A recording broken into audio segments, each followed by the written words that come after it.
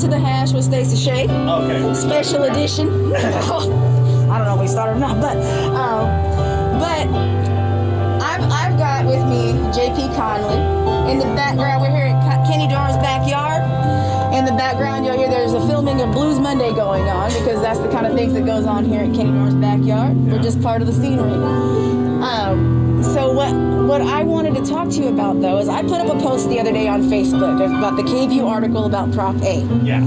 Proposition A. And I was looking at it, and I was like, I put on the post, my gut says no. Yeah. But if somebody can tell me, then please help me. And so, of course, you, being the knowledgeable community resource that you are, said, these are the following organizations that are supporting this, and if you would like to talk more about it, I'd be happy to do so. So thank you so much for coming and doing so. Yeah. This will be, airing before November 1st. And because I want to put all these things in context so that when voters go out and vote, they have full and correct information. So thank you for joining me today. All right, so can you tell us a little bit about you? I've said a bunch of stuff about you, but tell me why you're here with me. All right. Well, first of all, I'm here because it's always a pleasure to record stuff, have conversations with you, Stacie. Thank you. I consider you a good friend, Yes, sir. and this is always fun. I work on housing and community development at the Austin Justice Coalition, and I'm also planning commissioner for the city of Austin and a member of the city's Citizen Police Review Commission. So, She's nobody. but today, She's nobody. I wear just the hat of JP, and I'm really just here as a community member He's because I helping me. personally believe that we should definitely vote for Prop A. Okay. So I'm here to kind of make the best case I can make, but I agree that, really ultimately it's up to everybody to follow their gut and do what they think is best. So I hope I can be helpful. I'm sure you will. I'm sure you will. So so here I go. Let me put on my rotten brat hat. Ready? So there's a lot of things that they're saying about Prop A. These are the things that they're saying against it. Okay, these are the things that I've heard and on surface, this is what they're saying. Yeah, Right? please. Okay, so there's the tax element of it. Of course, is really upsetting to a lot of people because we have a tax. The taxation is a huge part of the gentrification in Austin. You've got a better understanding of that than most, given your positions. So, how does that reconcile with being a benefit for the Black and Brown community? With the tax element of it. Let's start there. Okay, and first of all, I just have to acknowledge that there's this sick Guitar riff. I'm sorry. I totally like this. which I'm very much enjoying. My bad. I know. I'm sitting here going, that is the jam.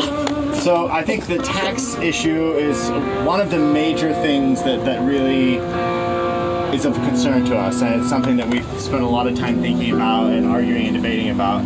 And I honestly wish that we had a much more just and equitable tax system. And unfortunately, because we are in the state of Texas and because so far we haven't had the political will to really change things around taxes, it's been very difficult. So I think our property tax system, which could be way more equitable than it is still, unfortunately, I think puts too heavy of a burden on low-income homeowners in neighborhoods that have been historically segregated. And I think that is a major problem. Now, having said that, I think there's also a lot of misinformation about how much of a tax increase this is going to be.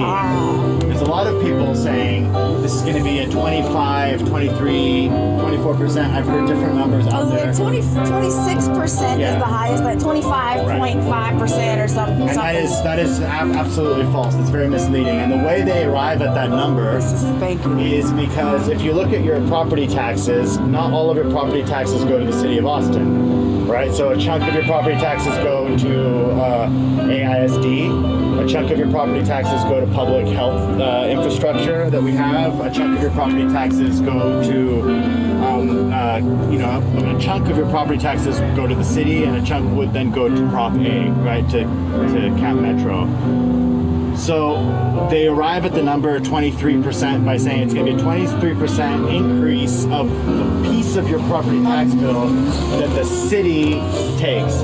But really, it's going to be at most like 3.9%, about 4% increase of your total property tax bill. So, it's roughly like if you have a home that's valued at $325,000, roughly, more or less, then you're going to be paying somewhere in the 200 and somethings range per year for Prop A. For that additional. Now, if you are an elderly homeowner and you don't use your car often, you don't drive a lot, and if you benefit from the new transit infrastructure, so you start using the bus more frequently, then you can also discount your transportation fee, your transportation utility fee, which brings that down to about half. Right. So that's another. Because you don't have the car payment, don't have insurance, don't have maintenance and gasoline. Yeah, this is just your taxes, and then you. I'm talking about like the tax on owning the car. Yeah, you're the tax on driving a car.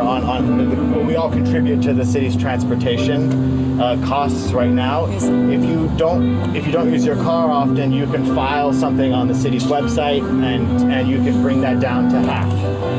So I didn't know about that. Is that like a new thing, or is that something is that a new thing? It's not super new. It's a little bit new, but it's definitely something that a lot of people don't know about, and so I hope that we can get the word out about that. Yes, sir. So, of course, you have to actually use the transit to do that. But if you use the special transit system, you calling up Cap Metro, they're bringing you their little special transit. Because I worked with special populations, and 90% of my population used special transit through. Okay. So then you can get a discount on that. So what we're really talking about is something like roughly, if you get that discount, then your potential tax bill could be something like $10 or $11 a month.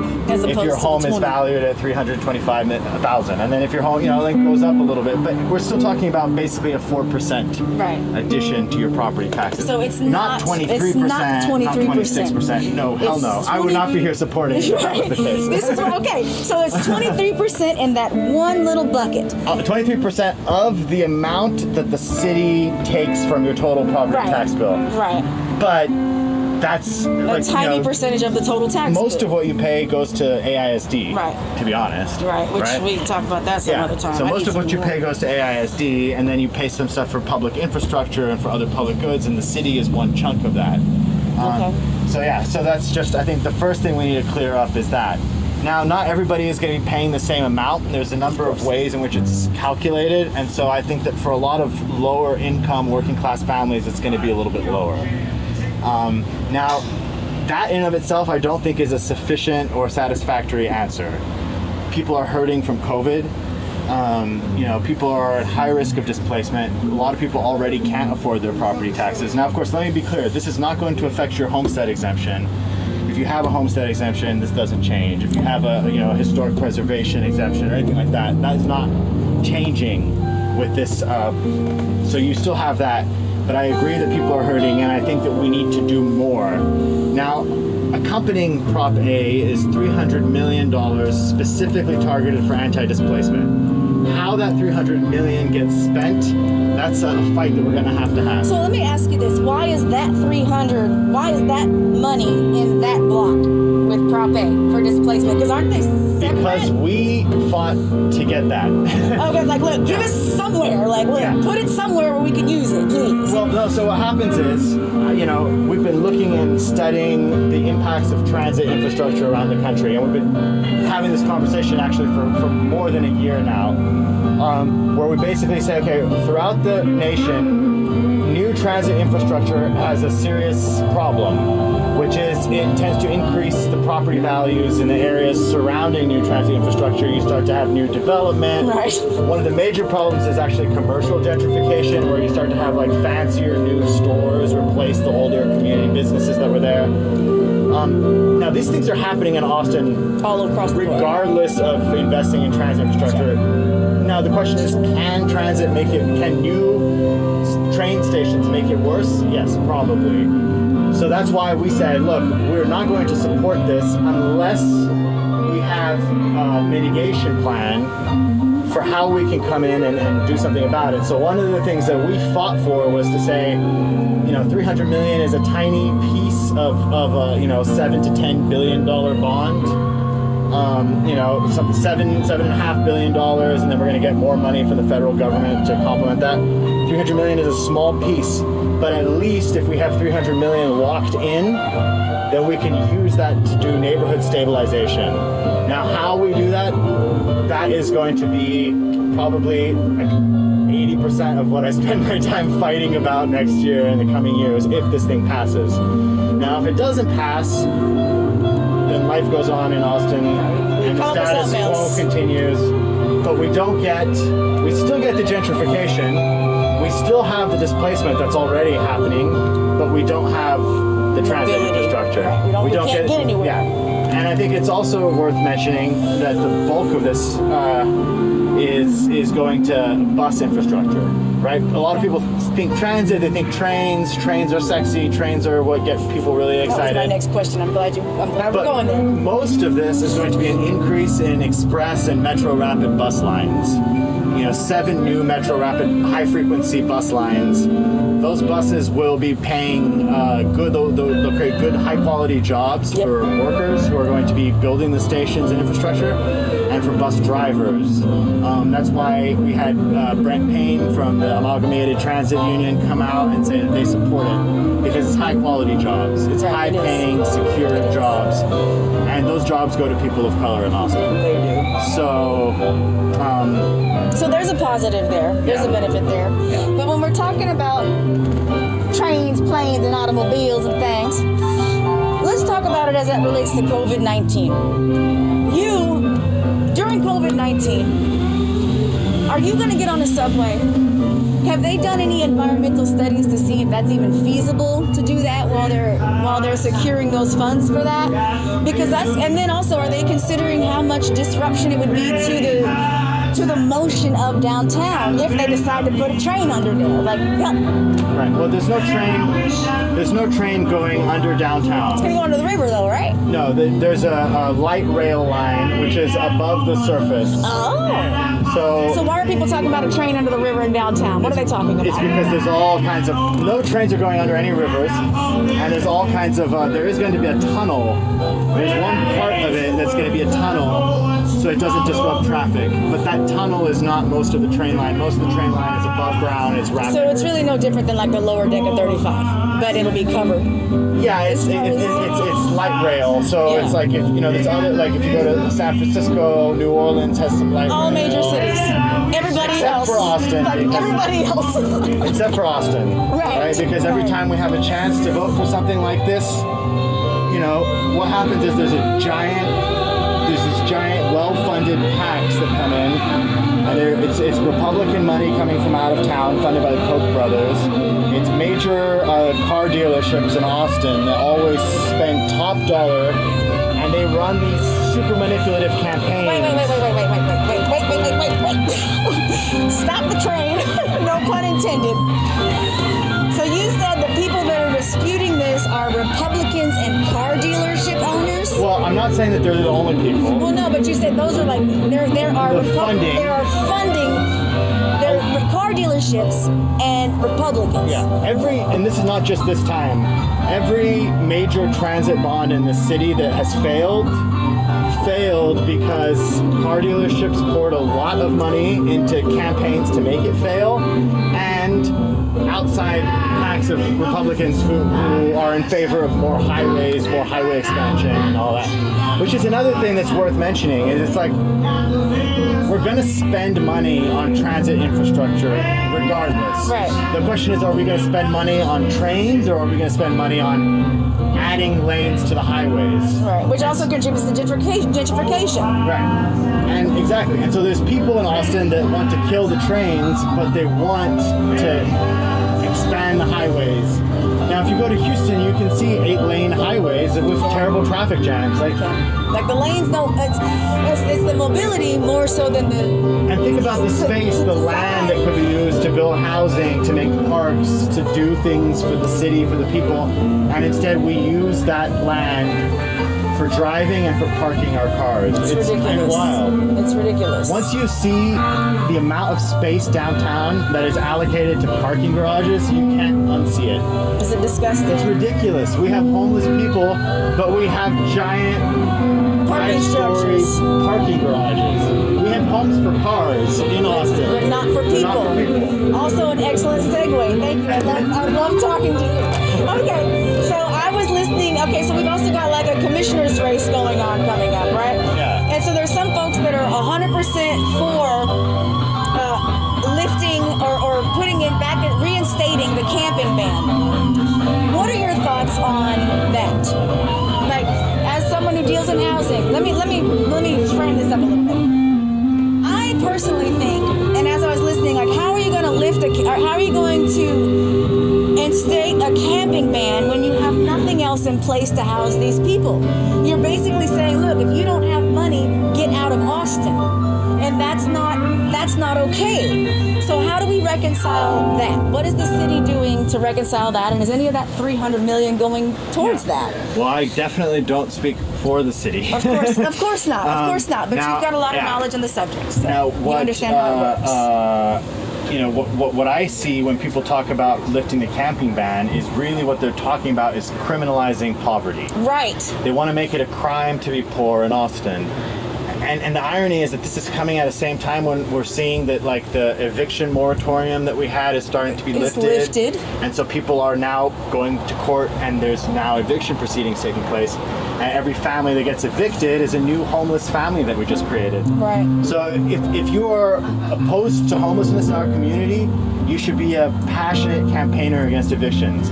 Because a great way to stop homelessness is to stop making people kicking homeless. them out of their house. Stop kicking them out of their house. So we create homelessness upstream, and I say if you really care about homelessness, let's tackle the ways in which upstream we make people homeless. Right.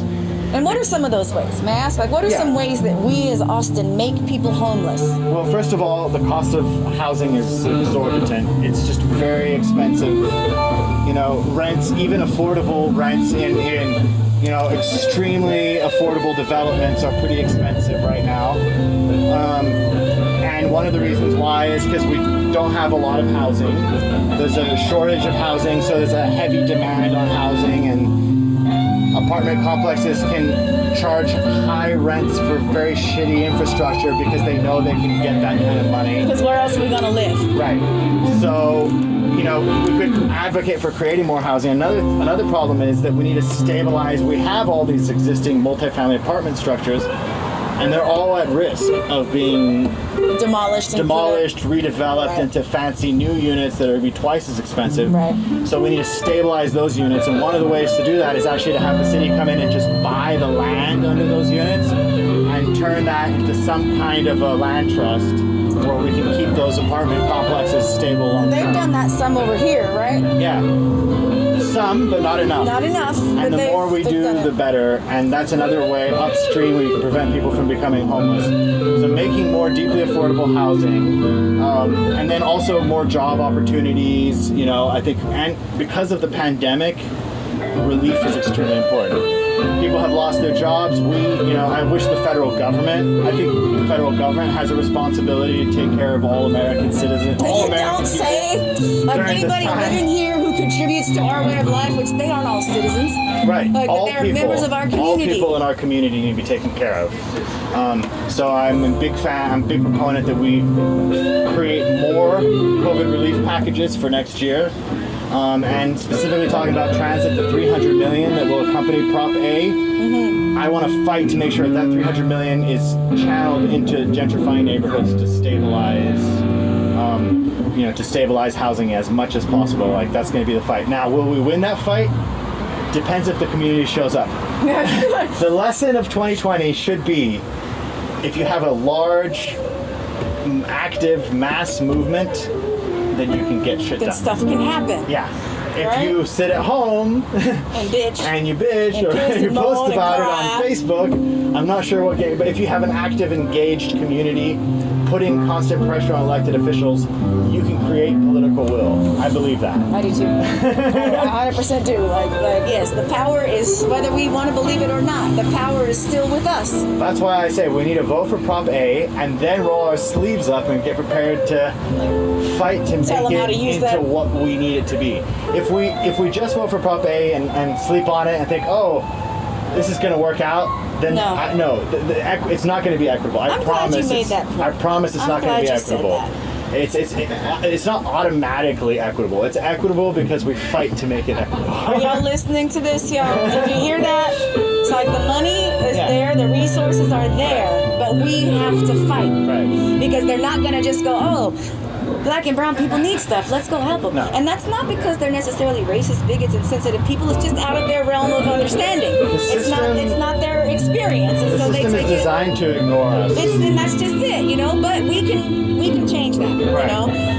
Okay, so when we're talking about Prop A, let's get into some specifics about Prop A, if that's okay with you. Absolutely. What is it? What is the major, big specifics of Prop A? What are the main things? Like, I was talking with my little nephew.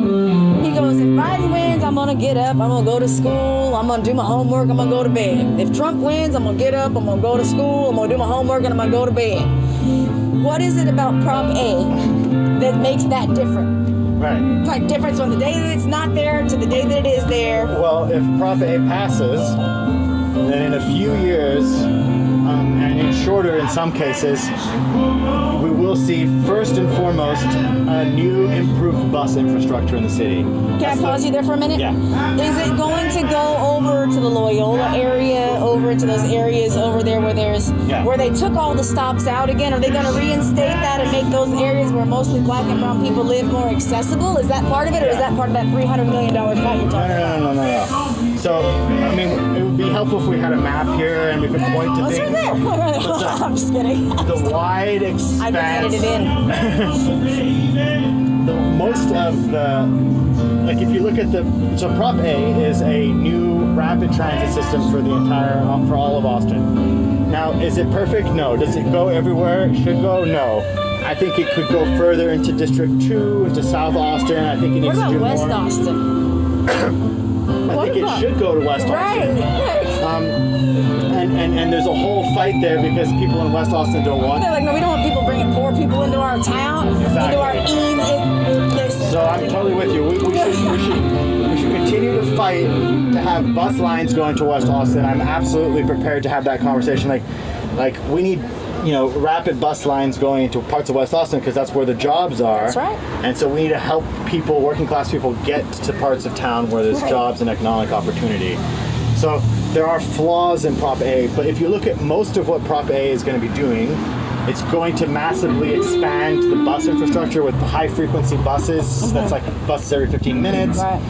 Much faster buses. Can be an all-electric bus fleet. And if you look at the neighborhoods that are going to be served by That was my next question. by and large, those are the poorest working class neighborhoods in 1, Austin 4, with parts of 7. large working class communities, and there's going to be a bunch of new park and rides set up, and so those are going to northeast Austin. There's a lot of stuff there. Eventually, there is a train line called the Green Line that is going to go, and it's part of Prop A. It will go from downtown all the way out to Colony Park, and then eventually further.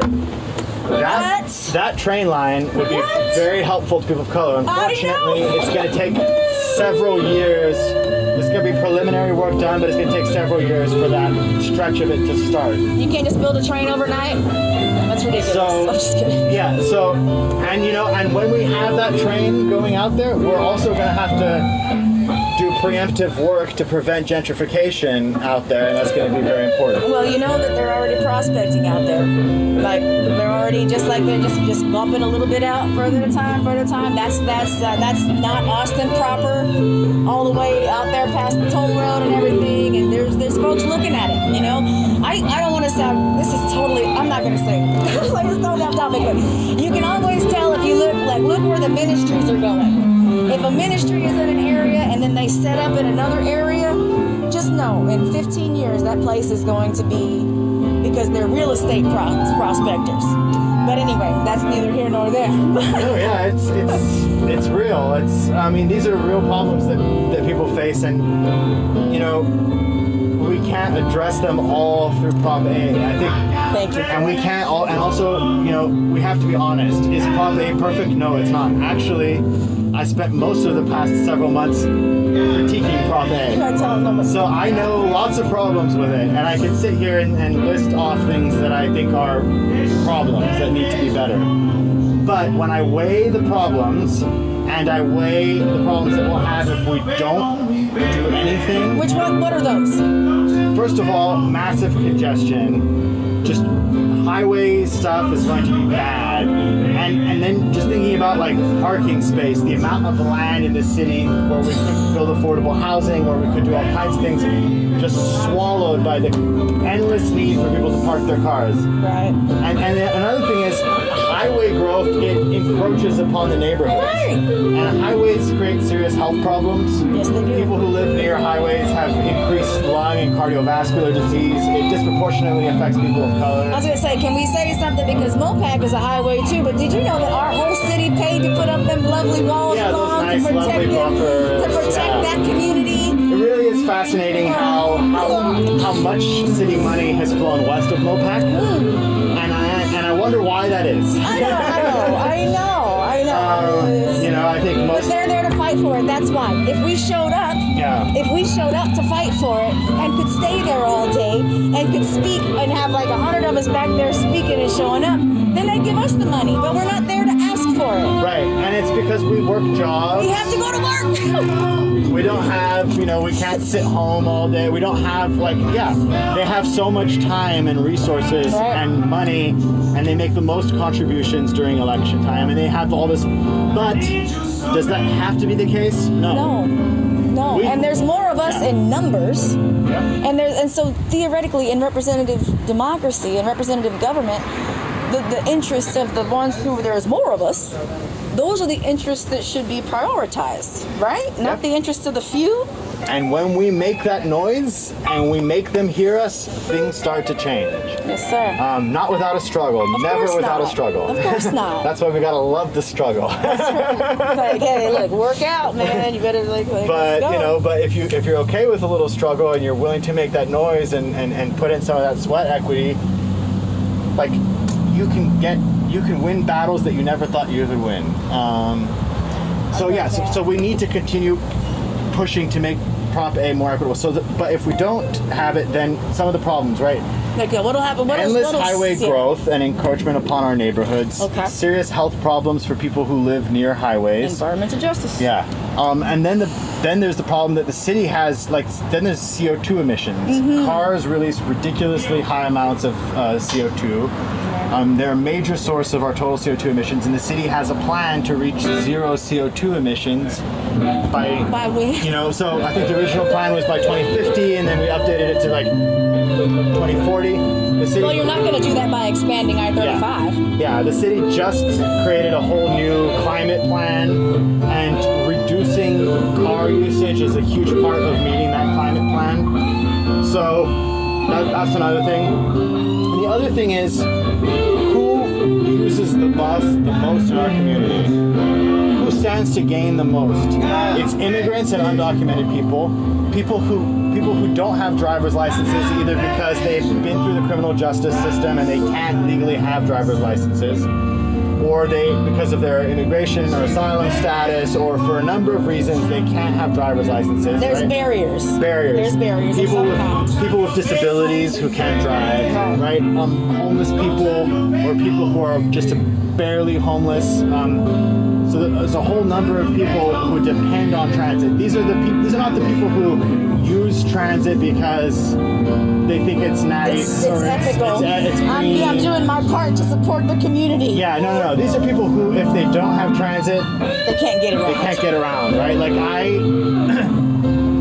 this last week had to pick up a mom and drive her to Del Seaton a couple of times so she could go to the doctor, and she uses the bus to get from where she lives in Northeast Austin to Del Seaton, and that's like a 45-50-minute bus drive with her 2-year-old son. So I offered to help her. Now, if there was new transit infrastructure in that neighborhood, which there would be with Project Connect, every 15 minutes she could get the bus, and it would make her life so It'd much be a better. 15, 20 minute. So I'm thinking from a mobility justice perspective, these are the people I care about. The train going to the airport, I really don't care about that so much. Yeah, I mean, it's probably a good idea to eventually make that happen because. I mean, LA, every other major city But has it's not a priority. It's not, But it won't be in the plans unfolding either. Like that's gonna be 5-6 years out, So a little bit of Yes, please. a little bit of timeline about Project Connect. If it passes, the first thing that starts is there's two evaluations. One is going to be an environmental evaluation. That's It's called the NEPA. Yeah. So first they're going to do a NEPA of the entire plan, and if there's any environmental impacts created by it. Do you mind if I start? No, go for it. If there's any environmental impacts created by NEPA, then that might change details. That might change. So this isn't written in stone. No. Can we clear that up? Like this prop, like we're all talking about vote for Prop A. Like when this goes through, it's not written in stone. It's not written Now, in stone. are there parts of it? And then along Sorry, with sorry. no. Hold that question. Yes, sir. Along with the environmental evaluation, we fought and campaigned to say there needs to be an equity evaluation. So there's also going to be an equity evaluation. So we need to create a tool, which we're literally working on right now. We're having this conversation with the city. And I think the community absolutely needs to give its feedback and be part of this. We want to create a tool to evaluate the equity in transit. Yes, sir.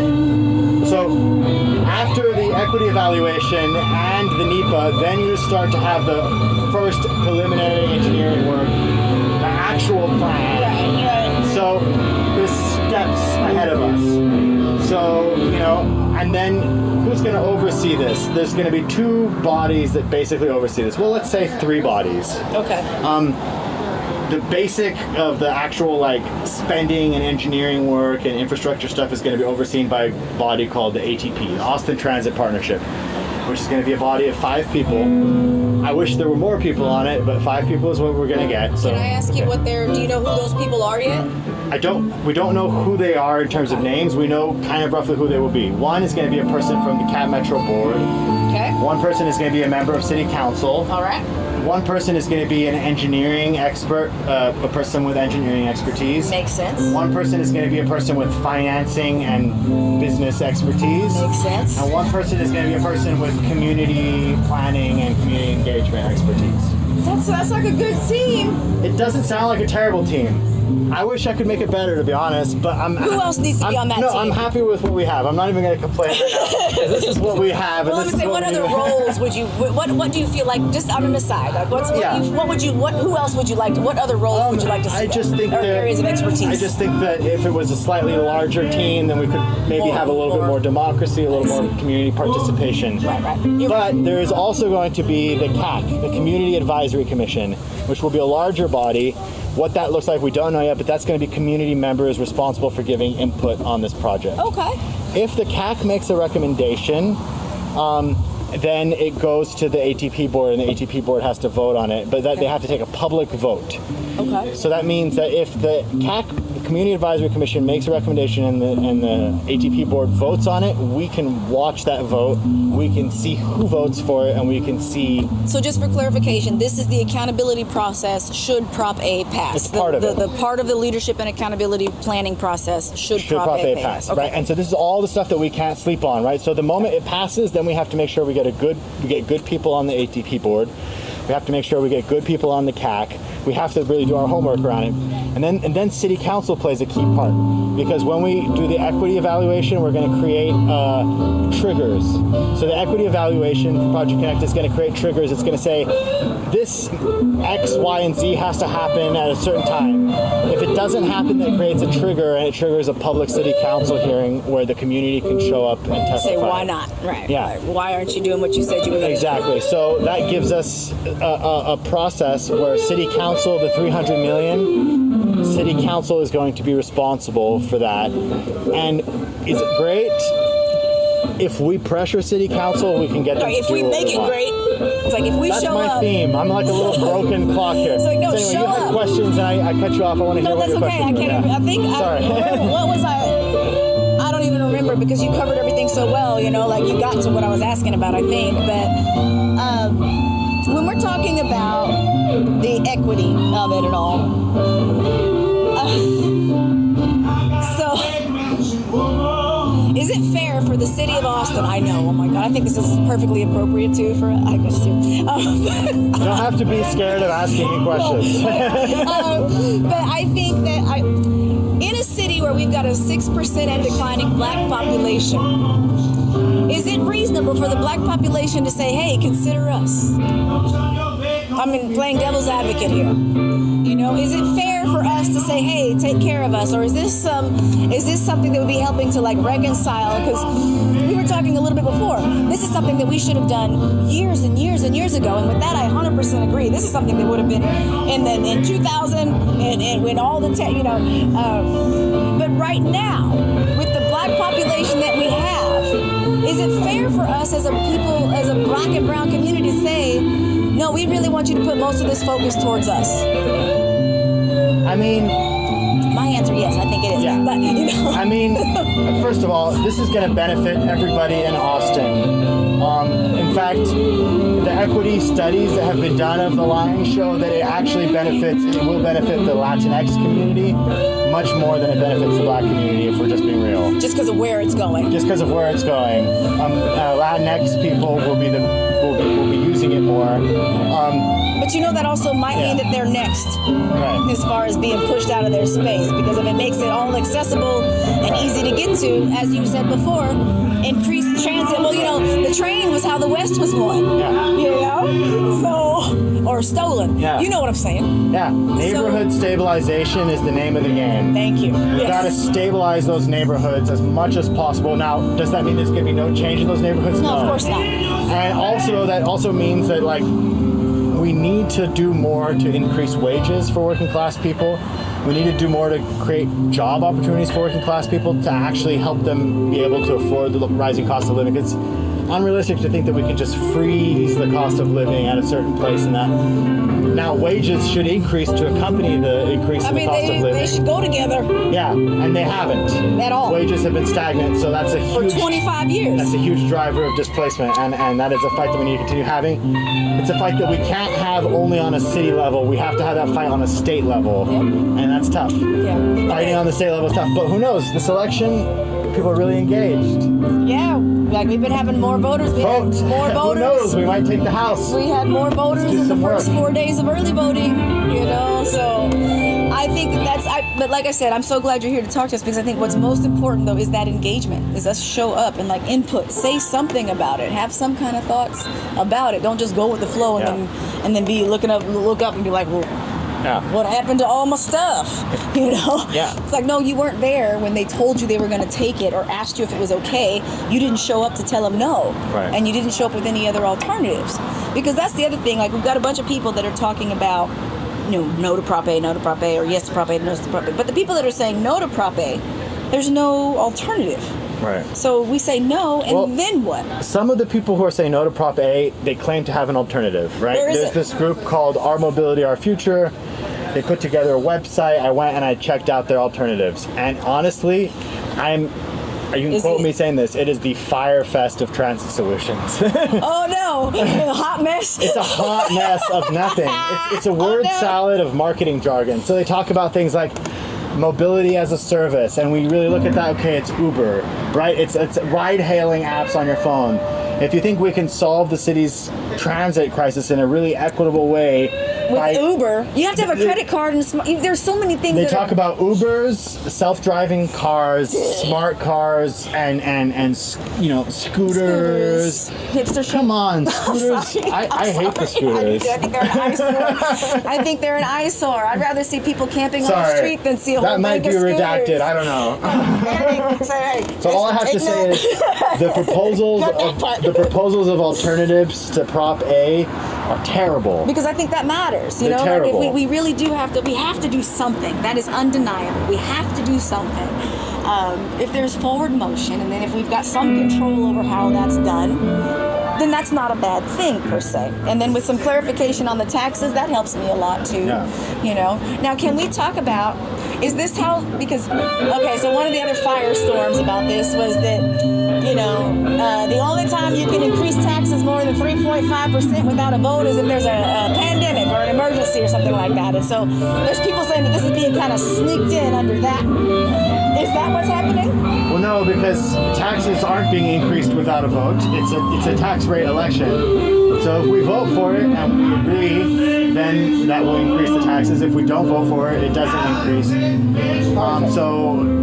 Nothing is being sneaked through. In fact, I think in many ways the pandemic made it harder for this to pass. Because the pandemic means that everybody's hurting a lot more financially. And the pandemic also means that people are less comfortable with the idea of using mass transit. Although, are you going to get on a subway? I would, yeah. During the pandemic? Yeah. I mean, they do it in Japan and stuff, in New right? York, Chicago, in many major cities, people still need to take transit. Right. So are we freaking out? I don't want to say Austin, for nothing, but are we? And you know, have this to is take Texas. the bus. Have to take the bus. JP, COVID or not, let's they talk have no about choice. let's talk about Texas culture real quick though. Let's talk about how Texans are, because are you a Texan? Like, I am from the deep. I'm from the deep south. Okay, I'm so you from understand. The deep south. I'm from South America. Deep South, right? But you've been here for a while, and you know Texans got this weird thing about us, right? We got this thing, and It's an acquired taste. right? You know, if you aren't into it, if you're not used to it, but you know, you go to New York, those people will put on a mask for the greater good of the people around them, so that they can get where they need to go. You go to Chicago, you go to St. Louis, you go to in Texas, we're gonna be like, don't tread on me. So do we have the temperament? Do we have the temperament to ride subways during a pandemic? So yes, I'm with you on that. Like I would too, if I could trust that everyone around me would take the necessary precautions. But this is Texas, baby. Like, Just a fair warning, don't do anything sudden. You have a little wasp on your hair right here. okay. Yeah, it's probably fine. What kind? You're probably, it's like a little hornet or something. I know, but what kind? Oh, there it is. That kind. Oh, hi, Yellow Jacket. Oh, I was chilling. I went to thank you. You did that really Sorry, well. I didn't mean to cut you off. No, you just did that. That was perfect. That's good looking out. See, I could go to battle with you, sir.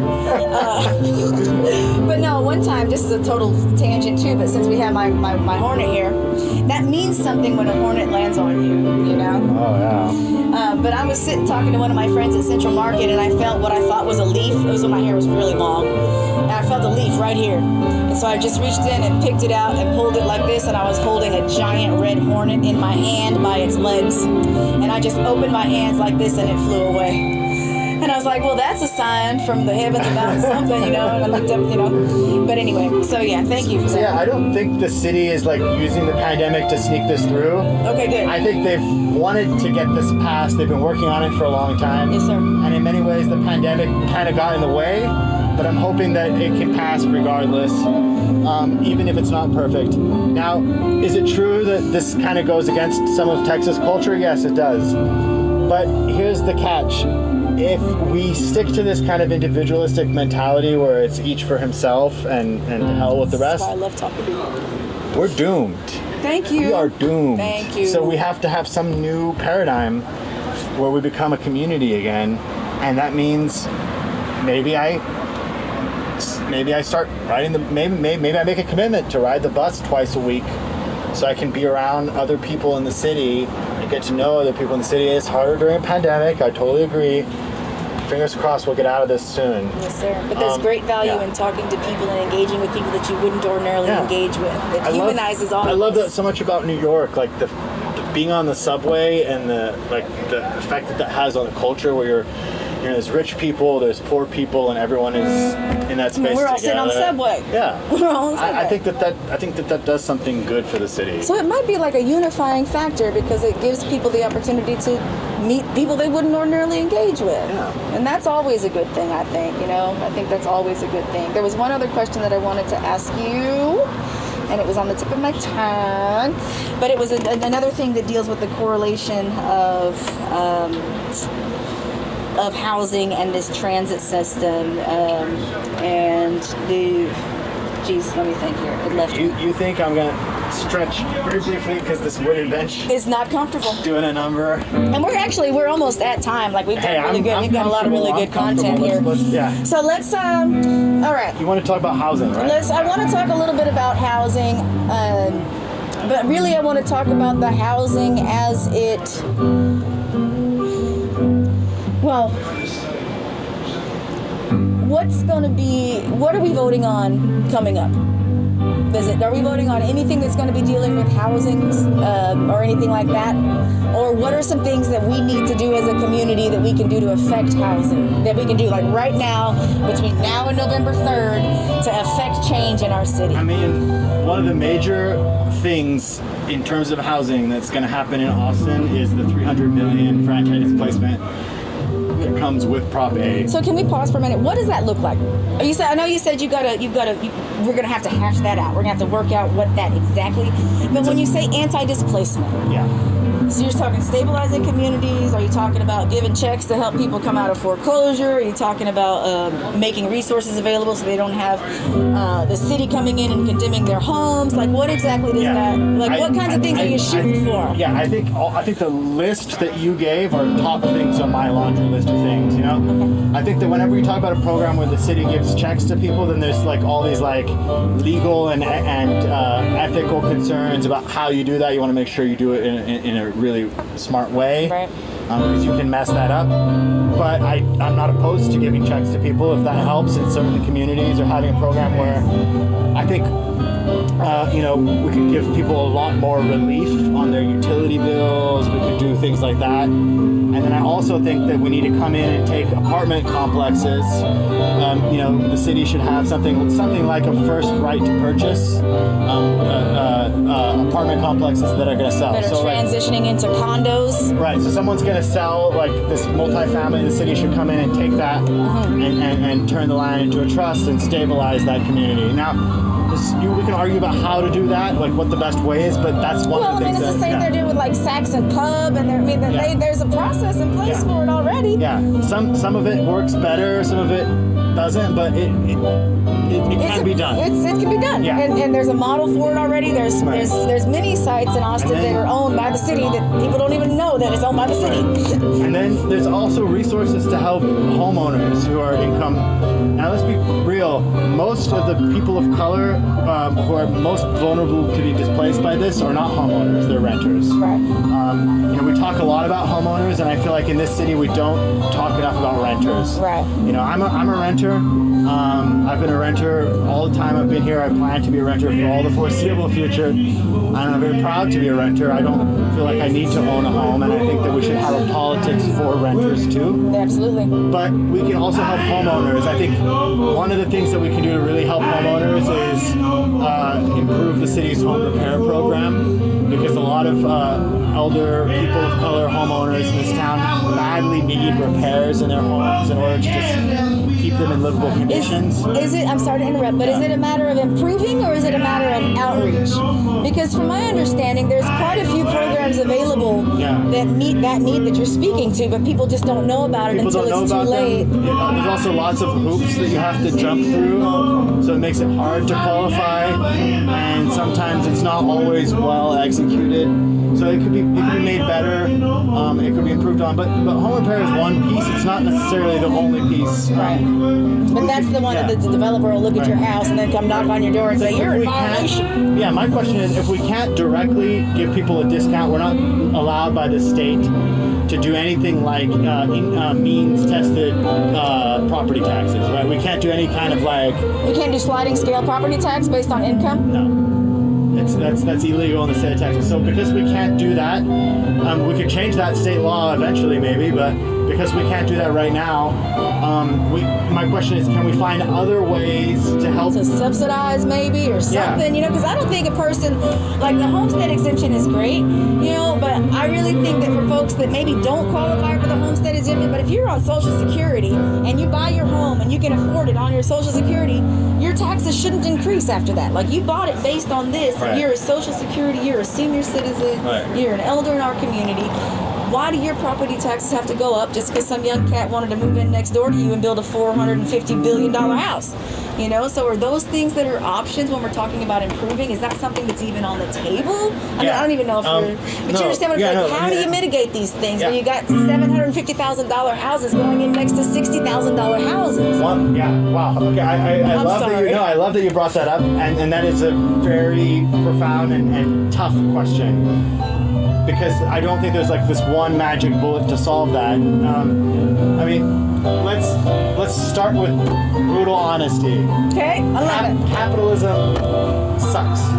Capitalism is a huge part of why we're in this mess. Like, when you put profit before people, right, you got problems. And you got problems. When you say the home, the place where the person lives, is a commodity, and something not that a can right. be bought and sold, is a thing that this is an investment. This is the thing that I use to build your wealth or something like that. That idea is in fundamental tension with the idea that, well, this is just shelter, right? This is just a place where I need to live. So I think that I've never thought about it that way. Yeah, so we need to like have real conversations about it, because, for instance, there might be tools that we could use to help stabilize taxes for people, but that would also involve taking those properties in some sense off the market. For instance, like Guadalupe Neighborhood Development Corporation did that. They were able to, create a land trust and put several properties within a land trust. But when you put properties into a land trust, then you don't have that turnover, market value. Right. But you've stabilized it. You've locked it in. So maybe if an elderly person just wants to stabilize a home and they'll leave a home for their children, they just won't leave a financial investment that will bring a high return. And that's a tough trade-off, particularly for poor people of color. In capitalism, we're trying to come up. Right. We want to play. We want to sit at the table. And this is kind of like this is the deeper side of it, right? This is like the devil's bargain of capitalism. It's the question of like, can it work for us, right? Does the very process that allows me to come up, is that also the same process that shoots me in the foot, so to speak? Well, yes, is the answer to that. There was this economist when he was meeting with their Koch brothers' daddy, and he told them capitalism and democracy cannot coexist. And so then the establishment set apart to kind of do away with how democracy was, so that capitalism could thrive.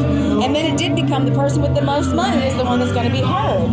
But it was known then, capitalism and democracy cannot peacefully exist. There's always going to be somebody who is shat upon.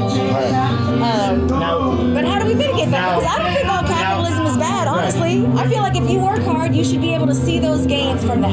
If I'm up at 4 o'clock in the morning working and everybody else is up at 9 o'clock in the morning working, and I get off at work same time they get off, I should have, Absolutely. So I get it, but I also don't think that there's any freaking reason in the world why we're building $9 million parking garages and there's people sleeping under our highway when they could literally build housing under the highway if they wanted to. So, I mean, I don't know. No, I need you to come with me to City Hall. Okay. And testify. Yes, sir. I will, because the budget is a moral document, Yeah. And I don't want to be somebody that would rather park my car than house a person. I don't want to participate in that. Neither do I. But I mean, it's my town, it's my city, Yeah. So, and the other thing about mass transportation, a lot of times in the summer and in the winter, people that are homeless, that's where they get their shelter during the day, if we're to be completely honest, Our bus drivers are freaking saints. They'll let somebody get on the bus in the morning if it's 150 degrees outside and let that person ride so that they have some kind of shelter from the elements. I love our bus drivers. We should be so proud of them. And they put themselves at risk, and so I'm not anti-transit. I'm not anti-bus driver at all, but I want to make sure that there's equity in it. I want to make sure that it's not a 25% tax increase, so thank you for clearing that out. Most certainly not 25% tax increase. It's a little less than 4, or rounding up to something like 4%. Right. It would benefit the community. I think everything you said is perfect. I think, let's have no illusions. This system was built to benefit, wealthy white men initially, and then, sort of some kind of a social contract was built that allowed a lot of white middle class families to build equity. Right. But by and large, it excluded black and brown folks, and it Right. definitely excluded poor working class. Intentionally written in Yeah. on purpose. So the system has, inequity built into its structure. Right. So when you try to make equity come out of that, you don't do it without lots of fighting. And I don't mean like, you don't do it without showing up. It's a bureaucracy. There's a process. That's the thing. I think people get real discouraged because I think that we don't have any ways of going about things. But everything that they got done, there was a process written down for them to do it. Everything that people have done that has been harmful to our community, there was a process written down for them to do it. That same process we've got access to. We just have not been educated in that process or taking advantage of that for many reasons. I mean, like we talked about before, we can't just sit down out there all day. Some of us can't, We got to go to work. We got to, But so I really, okay. So I will say I have a better understanding of what Prop A is. I can see the benefits of it. I am distressed, as always, by spin. I don't like that there's so much spin on things instead of dealing with, like, how is this really, what is the human element of it? How is this going to really impact and help us? Because I think that a society is only as great as the care, that's not my quote either, like it's only as great as the care for their vulnerable. And if we're so busy being like big and strong, but they're leaving the vulnerable behind, then are we so big and strong? And it's like, no, we're not. So if this is a program that in passing it, it gives us an opportunity to help those that need the help the most, then I'm all for it. So here's my other question. Here's my stinger right here. Okay. Word is there's already bond money for something like this. Why aren't we using that? There is no bond money for something like Prop A right now. There's no bond money anywhere for improving transportation. Yeah. No? Cap Metro has a budget. That's what I'm talking has about. a regular budget, and they can make small improvements over time and stuff like that. And the core of their budget, of course, is funded by the tax subsidies and also by the rider fees. Now that's nowhere near enough money to even begin to put in the kind of infrastructure that we need. And honestly, even the money that we're going to collect through the tax rate election is not technically a bond; it's a tax rate election. All right. Is not going to be enough. So then the idea is that we're going to take that money and we're going to get matching grants from the federal government. Right. And because of all the environmental and equity and all the beautiful things that this will hopefully and potentially impact. All right. Now, I honestly, just to be real, I think the federal government could pay for all of it. I think the federal government should just pay for all of it. But, we got to have a good federal government to want to do that. Period. Yes. We gotta have a good federal let's be real. Like, I'm not here selling anything as a panacea. No, I'm just asking questions and you're answering them. Help me understand. In the messy reality that we live in, if we make choices, like what are the better choices? I think voting for Prop A is one of the better choices. Is a better choice in the long run. Okay.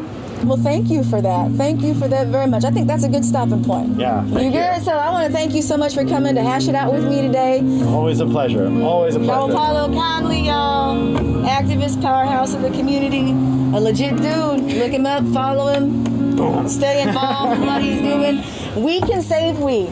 We can make a difference in our world. We just have to participate. And we have to be educated. That's it. I'm not asking you to agree with any of this stuff. But I want you to know what it is that we're signing up for or declining, so that we can go forward knowing what it is that we're doing. That's it. So, thank you very much. Thank you very much. It's been an honor. Of course, I'll be talking with you again about something else here soon, I'm sure. Shout out to our folks that are running camera today, because I've never done that. They've been doing a great job. Wonderful. Yeah, you guys have been holding out. They're awesome. And then, of course, thank you. Special thanks to Kenny Dorn's Backyard for letting us host this here.